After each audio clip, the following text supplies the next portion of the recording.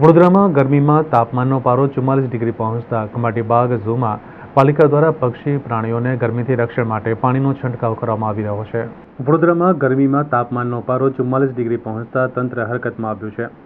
કમાટીબાગ ઝૂમાં પાલિકા દ્વારા પક્ષી પ્રાણીઓને ગરમીથી બચાવવા માટે કામગીરી કરવામાં આવી રહી છે। ઝૂ ક્યુરેટર પ્રત્યુષ પાટણકરે જણાવ્યું હતું કે વડોદરામાં યલો એલર્ટ જાહેર કરાયું છે। પક્ષી અને પ્રાણી સંગ્રહાલયમાં સતત 3 સમયે પાણીનો છંટકાવ કરવામાં આવી રહ્યો છે।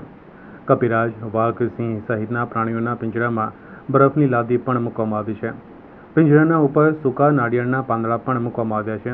ગરમી સામે રક્ષણ મેળવવા બરફની લાદી અને ટામેટા તેમજ અન્ય વસ્તુઓ પણ ખવડાવવામાં આવી રહી છે। માત્ર પ્રાણી પક્ષીઓના પિંજરાઓમાં જ નહીં પરંતુ પિંજરાના ફરતેના વિસ્તારમાં પણ, જેની કરીને ઝૂ જોવા આવતા સહેલાણીઓને પણ એ બાબતે ઠંડક મળી રહે। બરફ પણ છેલ્લા 1 મહિના ઉપર પ્રાણી પક્ષીઓને બરફ પૂરો પાડવામાં આવે છે। બરફના ગાંગડા કરીને પિંજરાઓમાં મૂકવામાં આવે છે, જેથી પ્રાણી પક્ષીઓને ઠંડક મળી રહે। હાલ જેમ આરોગ્ય વિભાગે જાહેર જનતા માટે જે ગાઈડલાઇન્સ આપી છે કે આ હીટવેવના ચલતે લોકોએ લીંબુ પાણી, છાશ, ORS જેવા દ્રાવણોનું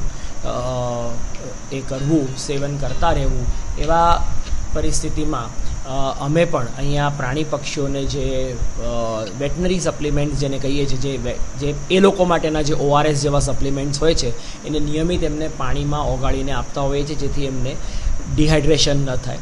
વધુમાં ઉનાળા સિઝનમાં મળતા ફળફળાદીઓનો ખોરાકમાં માત્રા વધારવામાં આવે છે, જેમ કે શકરટેટી, તરબૂચ, કાકડી, આવા પદાર્થોનો સેવન વધુ કરવાથી પ્રાણી પક્ષીઓને ગરમીથી બચાવ થાય છે।